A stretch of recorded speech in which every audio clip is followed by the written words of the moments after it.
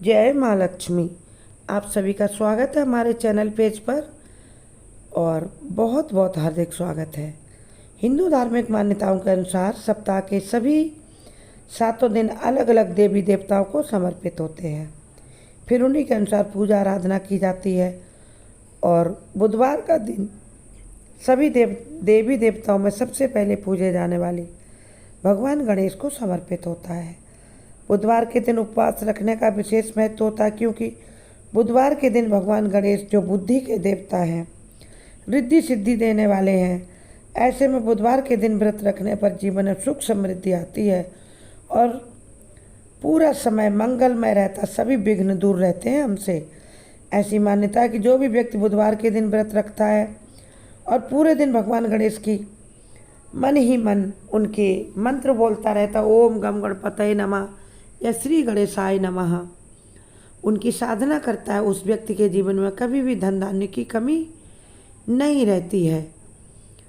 क्योंकि अगर आप जीवन में सुख समृद्धि चाहते हैं और कोई भी विघ्न ना आए, आपके सभी काम बहुत सुचारू रूप से चलें, तो फिर बुद्धि के देवता गणेश जी को प्रसन्न करना ही सबसे अच्छा है।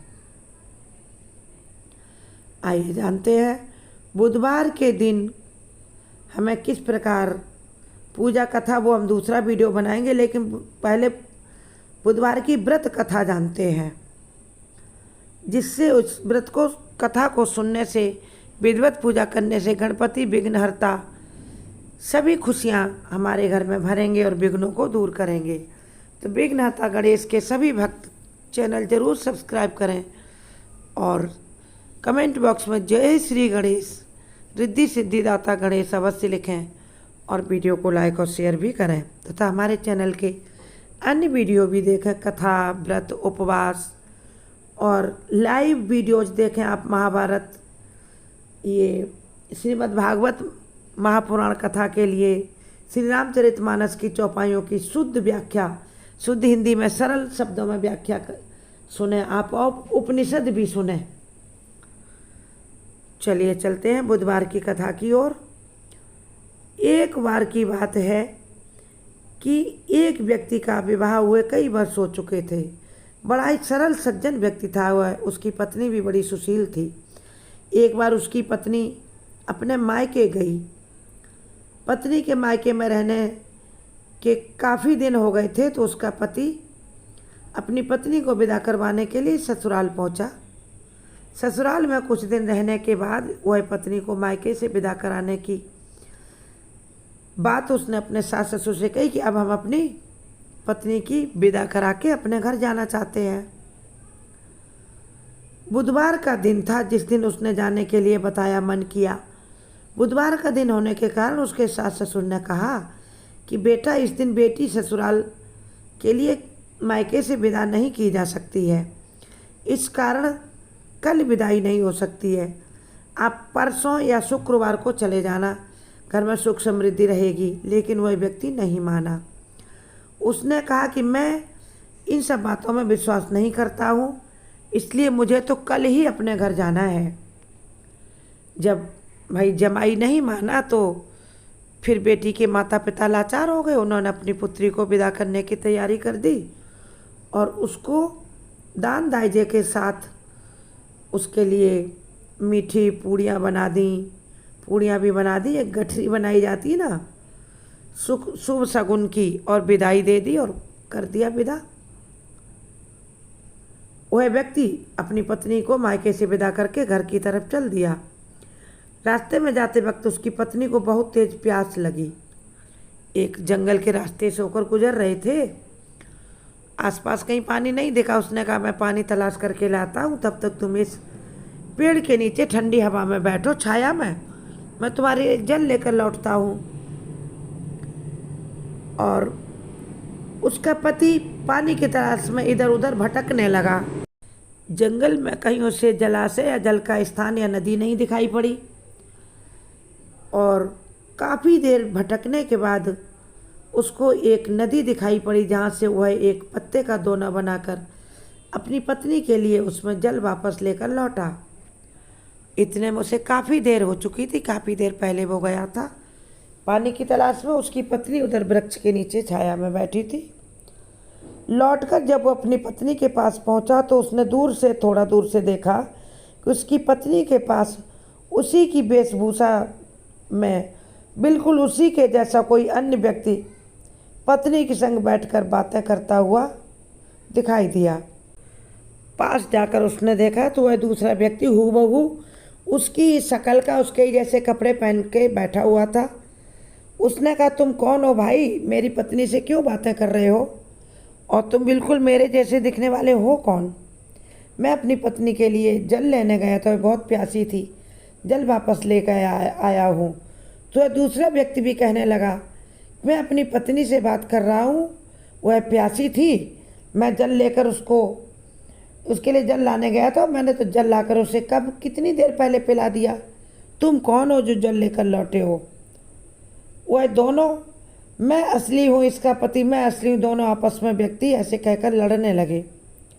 पहले व्यक्ति ने गुस्से में दूसरे व्यक्ति से पूछने लगा कि वह कौन और क्यों उसकी पत्नी के पास बैठकर बातें कर रहा। फिर आपस में दोबारा लड़ने लगे। दूसरे व्यक्ति ने कहा, यह मेरी पत्नी है। दोनों के बीच भयानक लड़ाई होने लगी, मेरी पत्नी है, मेरी पत्नी है। और जो पहले जब वो जल लेकर लौटा असली पति, तो उसके पत्नी के पास जो बैठा था नकली वाला, वह कहता कि यदि तुम नहीं मानोगे तो मैं अभी सिपाही को बुला लूँगा, इसलिए चुपचाप यहाँ से खिसक लो, ये मेरी पत्नी है। लेकिन असली वाला वह तो अड़ गया कि नहीं नहीं, मैं ही गया था जल लेने, मैं अब लौटा हूँ, तुम पता नहीं कौन हो। उनकी दोनों की तू मैं सुनकर वहाँ उसके पास ही जब भयानक लड़ाई होने लगी तो कुछ सिपाही वहाँ आ गए और स्त्री से उसके असली पति के बारे में पूछने लगे। दोनों व्यक्ति को देखकर स्त्री भी हैरान हो गई थी कि इनमें से कौन मेरा पति है, क्योंकि वे दोनों कह रहे थे कि मैं हूँ इसका पति, मैं हूँ इसका पति, और बिल्कुल एक जैसे दिखाई दे रहे थे। अब तो वह पत्नी बहुत दुविधा में पड़ गई थी, क्योंकि दोनों एक जैसे ही लग रहे थे, एक जैसे कपड़े पहने, एक जैसी बोली बोल रही और एक ही बात बोल रही। तब पहला व्यक्ति परेशान होकर मन में कहने लगा कि भगवान, ये आपकी कैसी लीला है, मैं क्या करूं, कैसे अपनी पत्नी को पाऊं? इस बहरूपी से कौन बहरूपी आकर बैठ गया है? तभी बताते कि सिपाही उन दोनों को लेकर राजा के पास पहुंचे। राजा भी उन दोनों का आपस का झगड़ा देखकर दंग रह गया। राजा भी नहीं जान सका कि कौन इसका असली पति है, पत्नी बता नहीं पा रही थी। कोई निर्णय नहीं हो पाया। राजा दरबारी मंत्री कुछ नहीं कर पाए। राजा ने कहा, दोनों को जेल में डाल दो। तो जो बहरूपिया था ना, वह तो खुश हो गया, लेकिन जो उसका असली पति था उसके चेहरे पर चिंता की लकीरें छा गईं।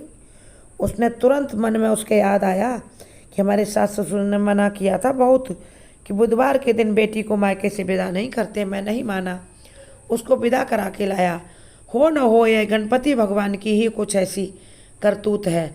उसने मन ही मन भगवान गणेश की शरण में गया और ओम गम गणपतये नमः 11 बार यह मंत्र बोला। हे गणपति प्रभु, अब मैं ऐसी गलती जीवन में दोबारा नहीं करूँगा, मुझे इस बार बचा लो, नहीं तो राजा जेल में डलवा देगा, पता नहीं कब निकालेगा, मेरी पत्नी का बाहर अकेले रहकर क्या होगा। अब ऐसी गलती नहीं करूँगा, माफ़ी दे दो प्रभु। जैसे ही गणपति की ओर शरण में गया मन ही मन, वैसे ही बताते हैं कि वह बहरूपिया राजा के सामने ही एकदम गायब हो गया। अब तो राजा भौचक्का रह गया और उसके असली पति ने यह भी संकल्प लिया गणपति से कि अब हम पति पत्नी दोनों तुम्हारा व्रत करेंगे बुधवार का। अगले बुधवार, शुक्ल पक्ष का बुधवार है, उसी से हम व्रत शुरू कर देंगे गणपति। उसने व्रत की भी गणपति से कह दिया। गणपति प्रसन्न हो गए। वह राज दरबार से राजा ने उन दोनों को प्रसन्नता से पति पत्नी को विदा कर दिया। उसके बाद वह अपने घर आ गया और अपनी पत्नी को लेकर के दोनों ने अगले ही बुधवार से व्रत करना शुरू किया। दोनों की घर गृहस्थी मज़े से चलने लगी। घर में सुख समृद्धि छा गई, बाल बच्चे भी हुए, उनके जीवन खुशी से चला। इस प्रकार भगवान गणेश का जो कोई सच्चे मन से व्रत करता है, भगवान उसके घर में रिद्धियों सिद्धियों से भर देते हैं, सुख संपन्नता देते हैं। और वह पति पत्नी बड़े सुख से रहे। उनको देखकर और लोग भी व्रत करने लगे, क्योंकि उनके घर में बहुत ज़्यादा खुशहाली छा गई। इस प्रकार गणपति भगवान की पूजा प्रार्थना करें और आपके घर में रिद्धि सिद्धि से घर भरेगा, सुख समृद्धि से घर भरेगा, धन वैभव से भरेगा। जय श्री गणेश, जय गणेश।